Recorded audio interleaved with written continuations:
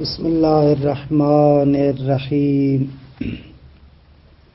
وبہ نستعین انہ خیر ناصر ومعین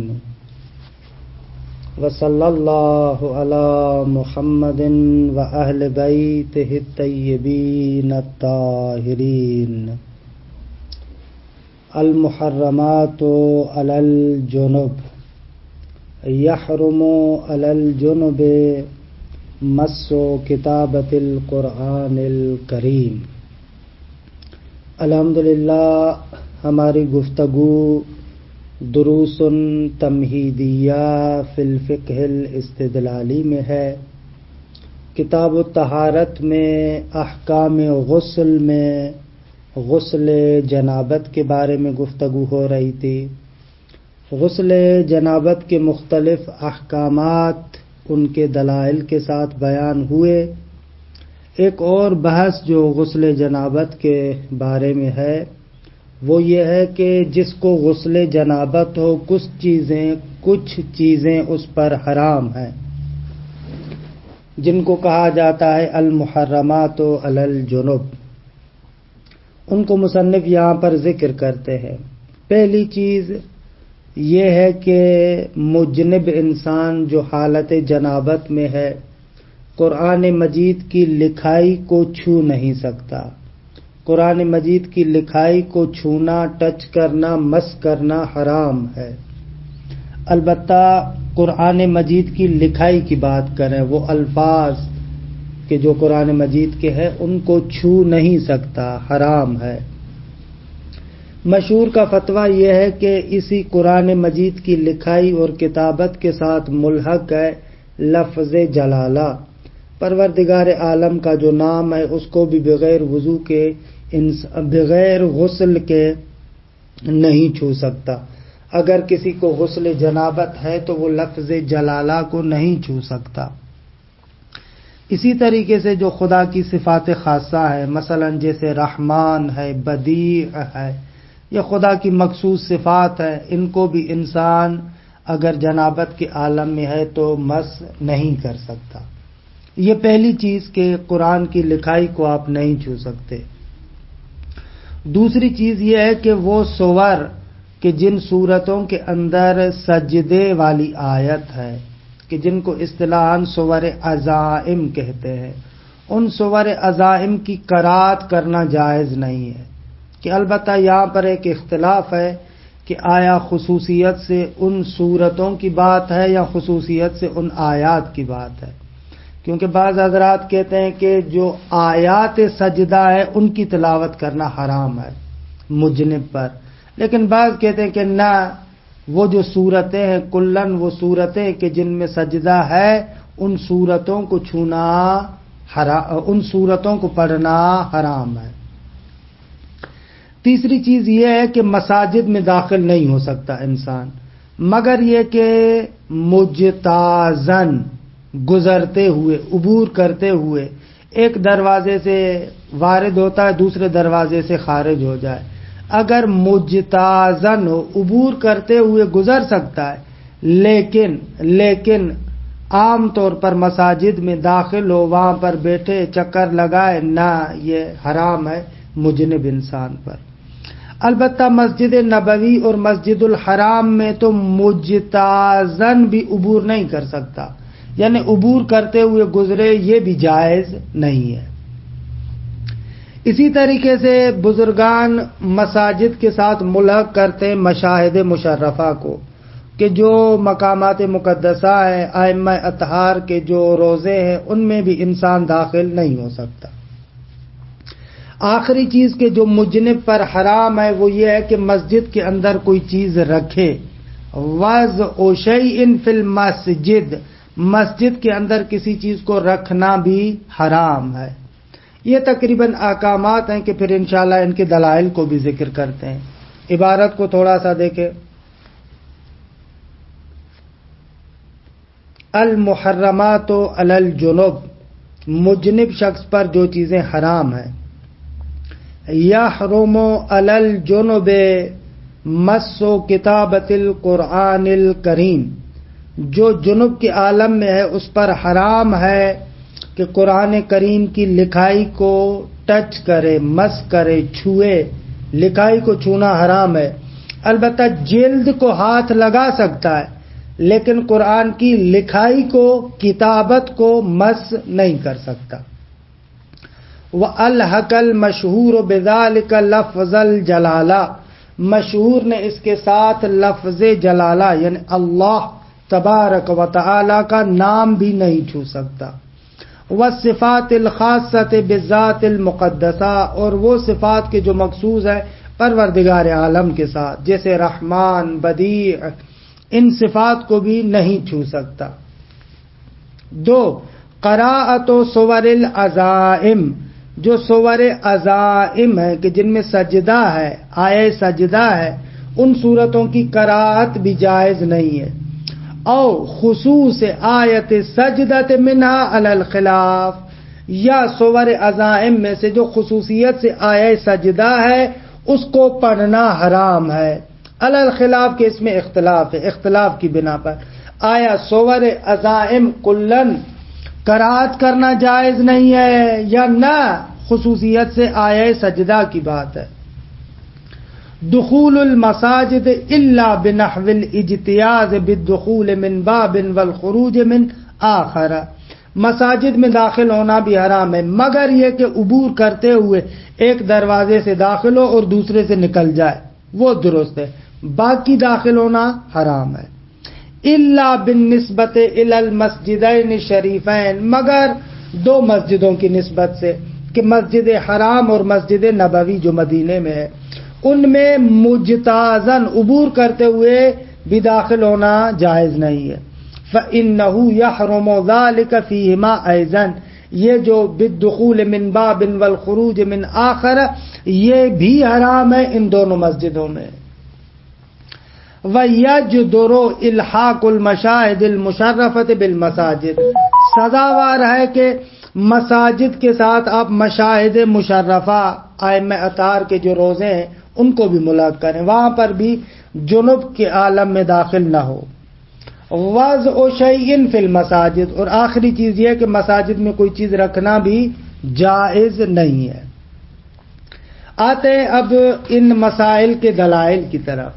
اچھا، یہ جو کہا کہ قرآن مجید کی لکھائی کو مس کرنا حرام ہے، دلیل کیا ہے؟ فرماتے موثقہ ابی بصیر والمستند فی ذلک اما حرمت مس کتابت القرآن الکریم، قرآن کریم کی لکھائی کو چھونا حرام ہے، کیوں؟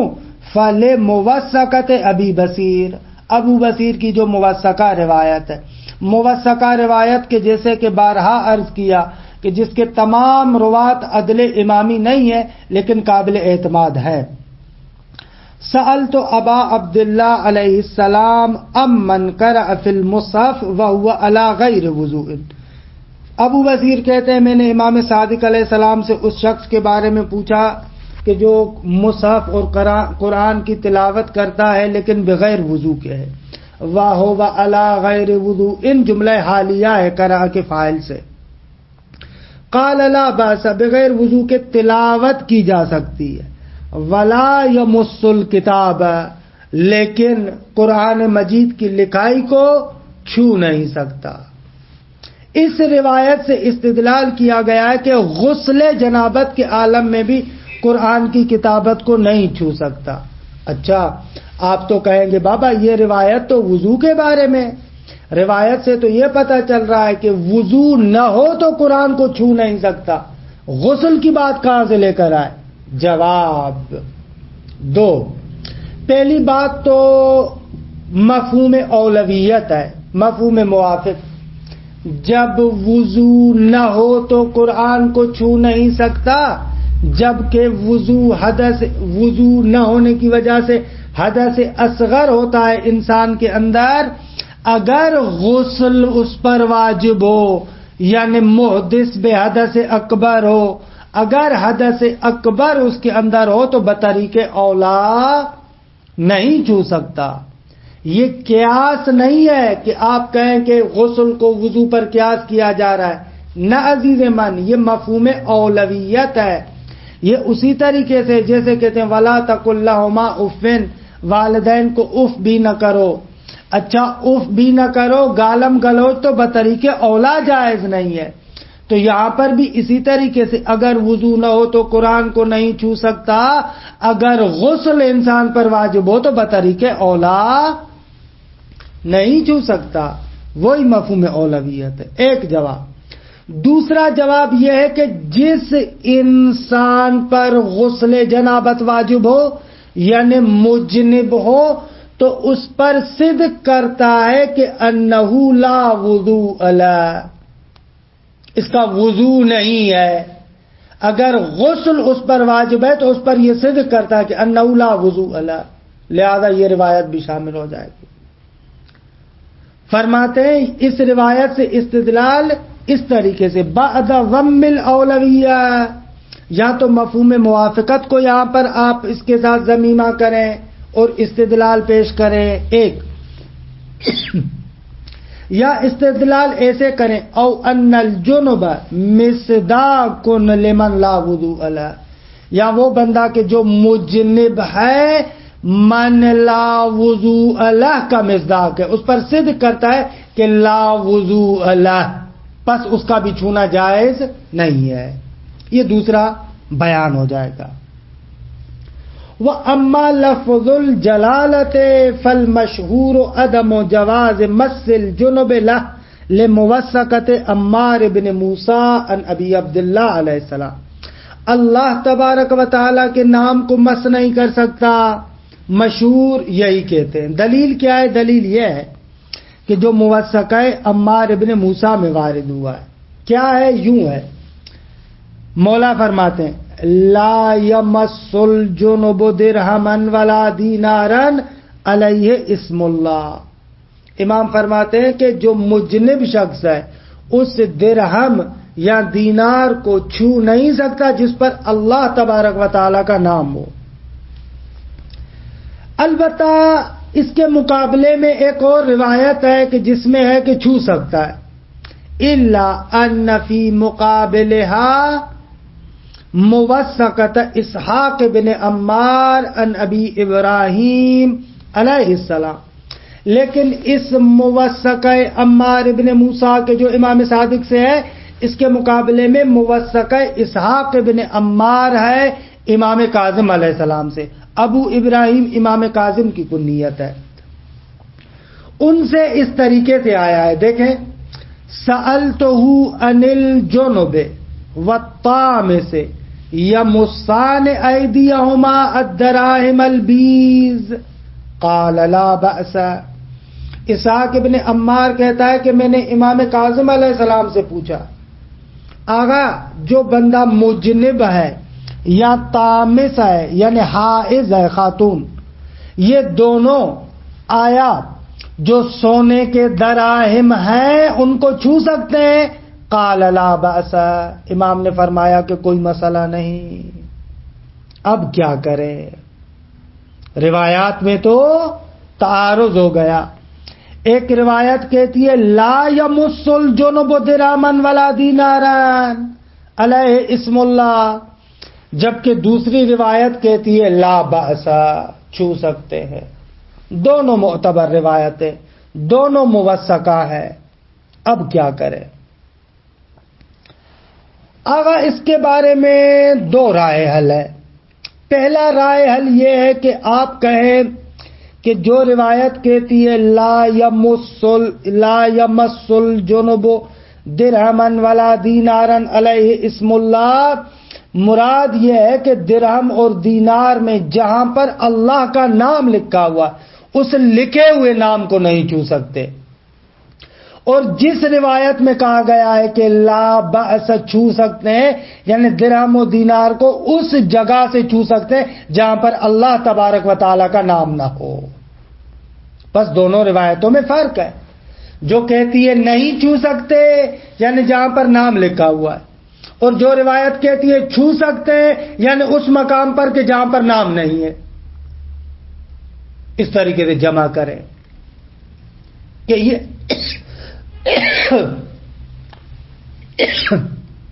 ایک جمع ہے. لیکن اس جمع پر اشکال کرتے ہیں، کہتے آغا یہ جمع تبرعی ہے، جمع عرفی نہیں ہے۔ تعارض کے بحث میں اصول میں ہم نے الموجز میں تعارض ادلہ کے بیان میں وہاں پر ذکر کیا کہ قانون الجمع مہما امکن اولا من الطرح، جب تک روایات متعارض کو جمع کرنا ممکن ہو وہاں پر ان روایات کو طرح اور دور پھینکنے سے بہتر ہے کہ آپ جمع کریں۔ وہاں پر عرض کیا تھا کہ جمع کی دو قسمیں، یا جمع عرفی ہے یا جمع تبرعی ہے۔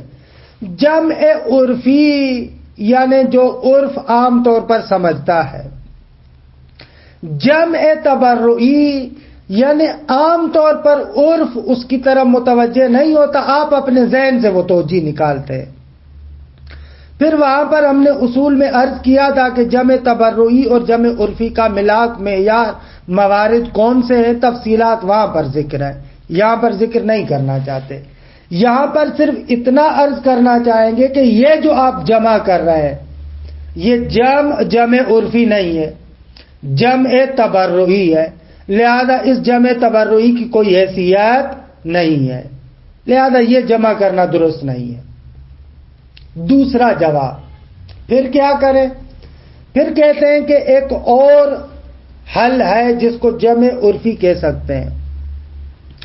دیکھیں لفظ یا جملہ جو اپنے معنی پر دلالت کرتا ہے، اس مقدمے کو سمجھیں تاکہ یہ بعد والا مطلب آپ کے سمجھ میں آ سکے۔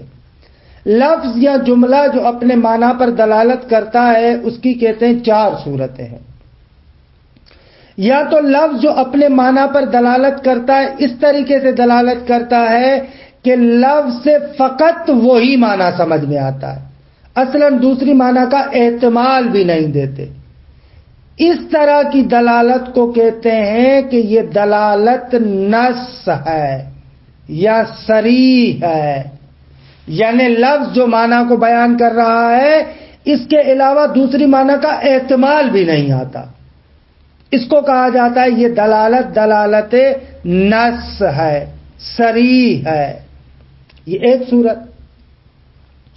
دوسری صورت یہ ہے کہ لفظ جو معنی پر دلالت کرتا ہے اس طریقے سے ہے کہ غالباً یہی معنی ذہن میں آتا ہے، جب بھی ہم لفظ ادا کرتے غالباً یہی معنی ذہن میں آتا ہے، لیکن احتمال ضعیف دوسری معنی کا بھی ہوتا ہے۔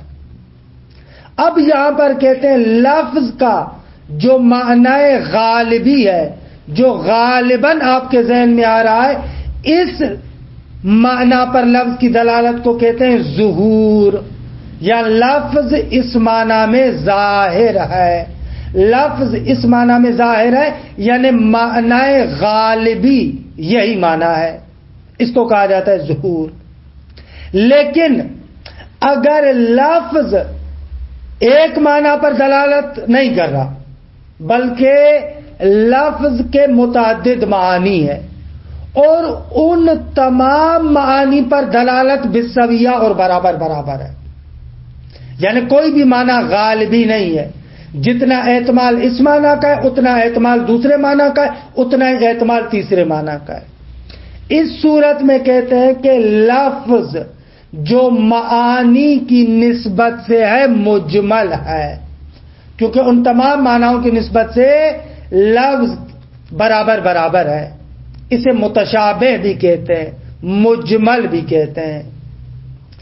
یہ اگر مطلب سمجھ میں آ گیا۔ اور چوتھی صورت یہ ہے کہ لفظ معنی پر دلالت کرے لیکن وہ معنی ضعیف ہو، یعنی خلاف ظاہر ہو، ظاہر کے مقابلے میں جو احتمال ضعیف ہے لفظ کو آپ اس معنی پر حمل کریں، اس کو کہا جاتا ہے کہ یہ تعویل ہے۔ تعویل یعنی لفظ کو معنی ضعیف پر، جو محتمل معنی ہے، ضعیف احتمال ہے جس کا، اس پر آپ عمل کریں، یعنی خلاف ظاہر آپ مراد لیں، اس کو تعویل کہتے ہیں۔ یہ جب چار قسمیں سمجھ میں آ گئیں تو اب آتے ہیں اس کی طرف۔ تعارض کے مورد میں ایک جمع عرفی یہ بھی بیان کرتے ہیں، اگر ایک دلیل کی دلالت معنی پر ظہور کی شکل میں ہو اور دوسرے دلیل کی دلالت معنی پر نص کی شکل میں ہو تو وہاں پر نص کو ظاہر پر مقدم کریں گے. یہ وہاں پر ہم اصول بیان کرتے ہیں. اچھا، اس کو سمجھنے کے لیے تھوڑا سا توجہ فرمائیں. یہ بھی علم اصول میں ہم نے بیان کیا ہے اور آپ پڑھ چکے ہیں کہ امر ظہور رکھتا ہے وجوب میں، یعنی معنی غالبی وجوب ہے، اگرچہ معنی ضعیف استحباب بھی ہے لیکن معنی غالبی وجوب ہے. اسی طریقے سے نہیں کے بارے میں کہتے ہیں کہ نہیں ظہور رکھتی ہے حرمت میں لیکن احتمال ضعیف یہ ہے کہ کراہت مراد ہو. یہ علم اصول میں ہم نے پڑھا ہے. یہاں پر کہتے ہیں کہ ان دونوں روایتوں کو دیکھیں.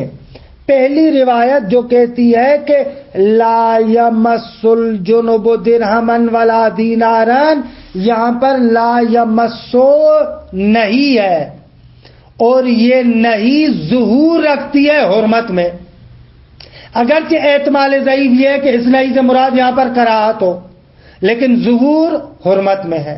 اچھا، پس یہاں پر حرمت میں ظہور ہے، نہیں حرمت میں ظہور رکھتی ہے. لیکن دوسری روایت جو کہتی ہے جائز ہے، کہتی ہے لا بأس، اس جواز میں لا بأس نص ہے، ظاہر نہیں ہے. لا بأس جواز کے اندر نص ہے. اچھا، پس جو حرمت کو دلیل بیان کر رہی ہے حرمت ظہور ہے، لا بأس جو جواز کو بیان کر رہی ہے وہ نص ہے. علم اصول میں کہتے ہیں جب دو دلیلوں میں ایک نص ہو دوسرا ظاہر ہو، دونوں متعارض ہو تو نص کو ظاہر پر مقدم کریں گے، یعنی لا بأس کو مقدم کریں گے لا یمسو کی حرمت پر. اچھا، مقدم کریں گے، نتیجہ کیا نکلے گا؟ نتیجہ یہ نکلے گا کہ لا بأس اصل الجواز کو بیان کرتا ہے، پھر اس جواز کے اندر مباح بھی آ جاتا ہے، استحباب بھی آ جاتی ہے، کراہت بھی آ جاتی ہے، یہ ساری چیزیں آ جاتی ہیں. اچھا، اور یہ لا یمسو جو حرمت میں ظہور رکھتا ہے اس کا کیا کرے؟ کہتے ہیں کہ آپ اس کو خلاف ظاہر پر عمل کریں. آپ کہیں کہ لا یمسو حرمت میں ظہور جو رکھتا ہے یہ مراد نہیں ہے بلکہ اس نہیں سے مراد کراہت ہے. اگر کیا کرینہ ہے آپ کے پاس کہ آپ اس لا یمسو کے ظہور کو جو حرمت میں ختم کر رہے ہیں، کہہ رہے ہیں کرینہ لا بأس ہے، لا بأس نص ہے اور نص کو ظاہر پر مقدم کریں گے یا ظہور کو نص پر حمل کریں گے. نتیجہ کیا نکلے گا؟ آغا اس کا نتیجہ یہ نکلے گا کہ اس جگہ پر نہیں سے مراد کراہت ہے. یہ دیکھیں، یہ دروس تمیدیہ کا فائدہ ہے کہ یہاں پر آپ علم اصول کی بھی دہرائی کر رہے ہیں. خلاصہ عبارت کو دیکھیں، الا ان فی مقابلها موثقۃ اسحاق ابن عمار، مگر یہ کہ یہ جو حرمت پر ظہور رکھتی ہے روایت اس کے مقابلے میں موثقہ اسحاق ہے. وجمع بینہما، اس تعارض کا علاج کیا کریں؟ دو علاج ہے. پہلا یہ وجمع بینہما، دونوں میں جمع اس طریقے سے کیا گیا ہے بحمل الاولی علامت سے اسم الجلالہ، کہ جو پہلی روایت حرمت کو بیان کر رہی ہے اس کو حمل کرتے ہیں کہ خود اللہ کے نام کو چھوئے، اس جگہ کو چھوئے کہ جس پر اللہ کا نام لکھا ہوا ہے.